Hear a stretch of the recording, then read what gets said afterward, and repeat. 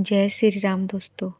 दिव्य शक्ति story channel में आपका स्वागत करती हूँ। सुनसान रास्ता कहानी पार्ट 2। जिसने कहानी पार्ट 1 नहीं सुनी वह एक बार जाकर सुन ले, नहीं तो ये कहानी उनके समझ में नहीं आएगी। मामा साइकिल से थे। जब वो बगिया के जैसे ही पास पहुँचे उन्हें वहाँ एक औरत खड़ी दिखाई दी। उसने डार्क नीली रंग की साड़ी पहनी थी। मामा उसको देखकर मन में सोचने लगे, अगर ये चुड़ैल होती तो लाल, काली या सफ़ेद रंग की साड़ी पहनती। यह सोचकर मेरे मामा को हंसी आ गई और उन्होंने उसके पास जाकर बोला, उसने घूंघट किया था। मामा ने बोला, क्या हुआ, आप यहाँ इतनी रात को क्यों खड़ी हैं? आपके आसपास भी कोई नहीं दिख रहा है, क्या बात है? उसने बिना कुछ बोले दूसरी तरफ मुंह घुमा लिया। मामा ने फिर बोला, क्या हुआ, आपको क्या परेशानी है? तब उसने गांव की भाषा में बोलते हुए कहा, मैं शादी में गई थी, सुबह काम था इसलिए रात को वापस जा रही हूँ। इतना बोलकर वह चुप हो गई। मामा बोले, कोई बात नहीं, मैं आपको छोड़ दूंगा, आप साइकिल के पीछे बैठ जाइए। वह कुछ सोचने लगी। तब मामा ने हंसकर बोला, अरे दीदी, डरो मत, बैठ जाओ, मैं कोई भूत थोड़ी ना हूँ, मैं तो बस एक इंसान हूँ। इतना सुनकर वह पीछे आकर चुपचाप बैठ गई। बागीचे के बीच में पहुँचते ही अचानक मामा की साइकिल बहुत भारी चलने लगी। इतनी भारी कि मामा को साइकिल खींचने में बड़ी दिक्कतें आने लगी। मामा ने उन साइकिल रोक दी और उनको उतरने के लिए बोला। उन्होंने सोचा शायद चैन में कुछ फंस गया है। यह सोचकर वो चैन ठीक करने में लग गए। चैन ठीक करते समय अचानक मामा का ध्यान उस औरत के पैरों पर गया। उसके पैर उल्टे थे। यह देखकर मामा को बहुत गुस्सा आया और वो गुस्से में चीखते हुए बोले, ये क्या मजाक है, मैं डरता नहीं हूँ, समझी? ये सुनकर उसने अपना घूंघट संभालते हुए कहा, कुछ नहीं, मेरे पीठ में खुजली हो रही थी। और वह पीछे की तरफ घूम गई। उसकी पीठ पर बिल्कुल भी मांस नहीं था। उसकी पीठ पूरी हड्डियों का ढांचा थी। उसकी एक एक हड्डियां दिख रही थी। यह देखकर मामा एक जगह जम गए। उनकी आवाज ही निकलना बंद हो गई। वह बिल्कुल मामा के सामने आकर खड़ी हो गई और अपना घूंघट उठाकर भयानक सा चेहरा दिखाते हुए बोली, क्या हुआ भैया, पर मैं तो एक चुड़ैल हूँ ना।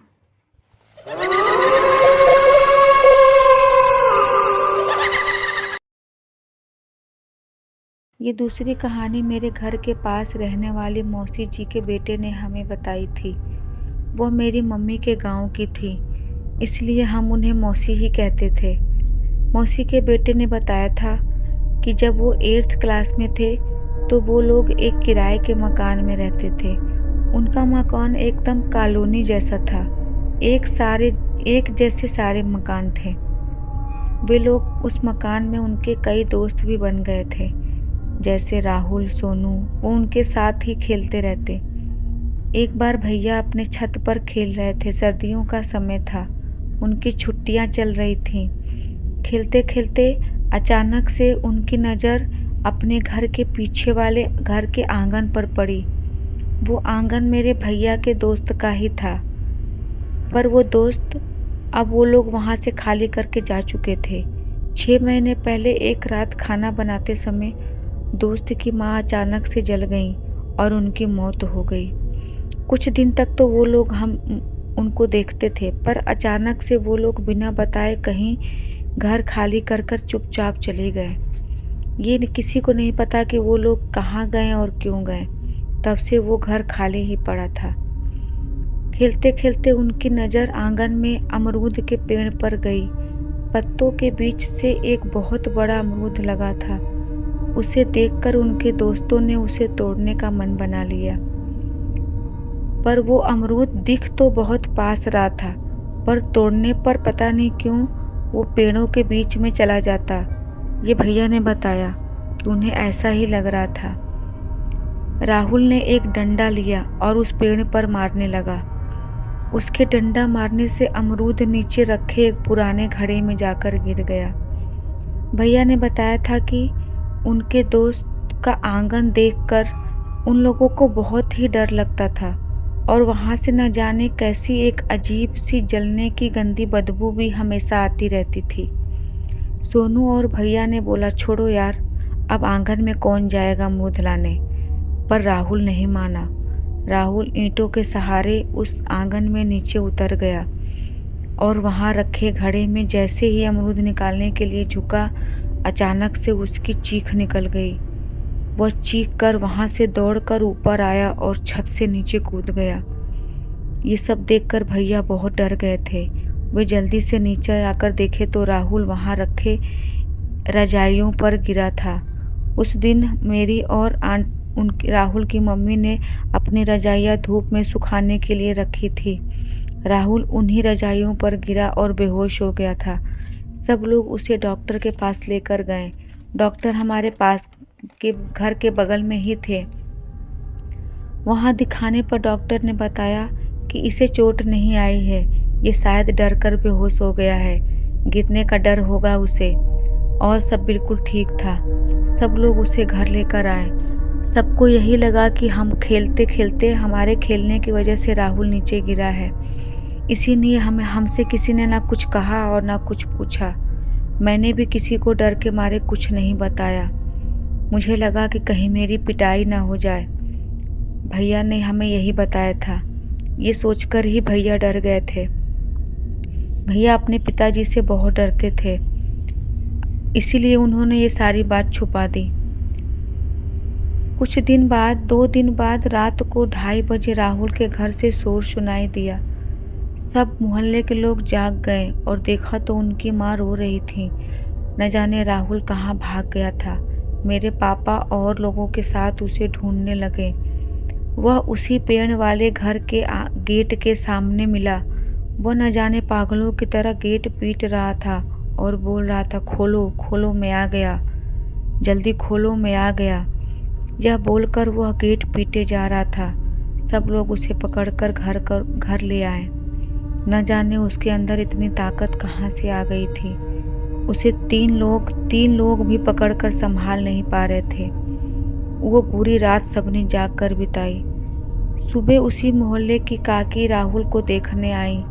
सारे लोग वहाँ बैठे थे। मेरी मम्मी और बगल की 1-2 औरतें भी वहाँ बैठी थीं। काकी भी वहीं बैठ गईं और राहुल का हालचाल पूछने लगी।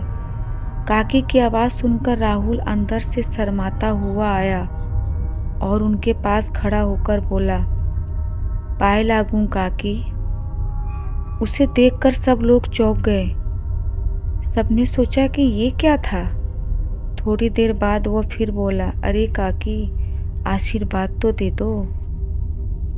और इतना कहकर हंसने लगा। काकी डर गई थी। वो वहाँ से चुपचाप उठी और बाहर की तरफ चली गई। कुछ देर बाद राहुल की मम्मी और मेरी मम्मी को बुलाकर काकी ने कहा कि इसे मंदिर वाले, काली माँ के मंदिर वाले पुजारी जी को दिखाओ। मुझे तो इस पर किसी चुड़ैल का साया लगता है। ये तो बिल्कुल उसी की तरह हरकतें कर रहा है। उनका मतलब भैया के दोस्त की माँ की तरफ था, जो जलकर मर गई थी। काकी ने बताया, वह ऐसी ही हंसकर उनसे बातें करती थी। यह सुनकर तो हम बहुत डर गए। मेरी मम्मी का तो डर के बुरा हाल हो गया। जब मैंने अपनी मम्मी को ये दादी को बताते हुए सुना तो मैं भी उनके पास गया और अमरूद वाली सारी बात अपनी दादी और मम्मी को बता दी। दादी ने तुरंत पापा को ये बात बताई और राहुल के पापा को लेकर मेरी दादी पुजारी जी के पास उसी समय चली गई। पुजारी जी ने उनका अक्षत लिया। अक्षत मतलब घर का चावल। उसमें देखते हुए पुजारी जी ने बताया कि तुम्हारा लड़का जो अमरूद लेने गया था वो अमरूद नहीं, एक डायन थी। घड़े में उसने उस पिचासनी का सिर देख लिया था, इसलिए वह इतना डर गया है। डरने की बात नहीं है, वह अभी तक उस पर पूरी तरह हावी नहीं हुई है। शायद आपके अच्छे कर्म ही हैं जो आपके बच्चे को बचा रहे हैं। लेकिन पंडित जी ने बताया कि इतनी क्रोधी आत्मा उन्होंने पहले कभी नहीं देखी थी।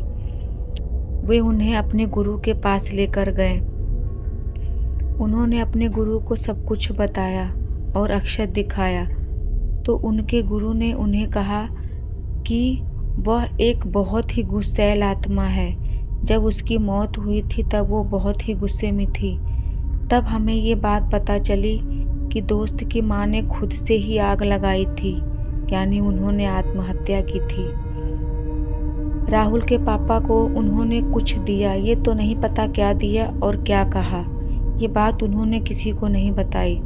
2 दिन बाद राहुल के पापा ने वो घर खाली कर दिया। कुछ दिन बाद मेरी मम्मी को भी सीढ़ियों पर पायल की आवाज़ सुनाई दी। मेरी मम्मी बहुत डर गई थी। उस समय शाम का समय था। पायल की आवाज़ सुनकर मेरी मम्मी डर गई। मेरी दादी ने बताया कि एक दिन वह गेहूं लेकर छत पर डालने गई थी, तो उन्हें उस आंगन वाले घर के पास किचन में बर्तन गिरने की आवाज़ आई। दादी ने उधर ज़्यादा ध्यान नहीं दिया। उन्होंने सोचा बिल्ली उल्ली हो गई। ये सोचकर वो अपने काम में लग गई। पर थोड़ी देर बाद ही उन्हें उस आंगन वाले किचन से गुनगुनाने की आवाज़ सुनाई दी। दादी ने थोड़ा ध्यान लगाकर सुना। वो गुनगुनाने की आवाज़ बिल्कुल साफ साफ आ रही थी। गुनगुनाने की आवाज़ सुनकर मेरी दादी भी डर गई थी। उन्होंने ये सारी बात पापा को बताई, तो पापा ने भी कुछ दिन बाद वो घर खाली कर दिया। आज इतना ही दोस्तों। फिर एक नई वीडियो में एक नई कहानी के साथ आपसे मिलूंगी। तब तक के लिए जय श्री राम।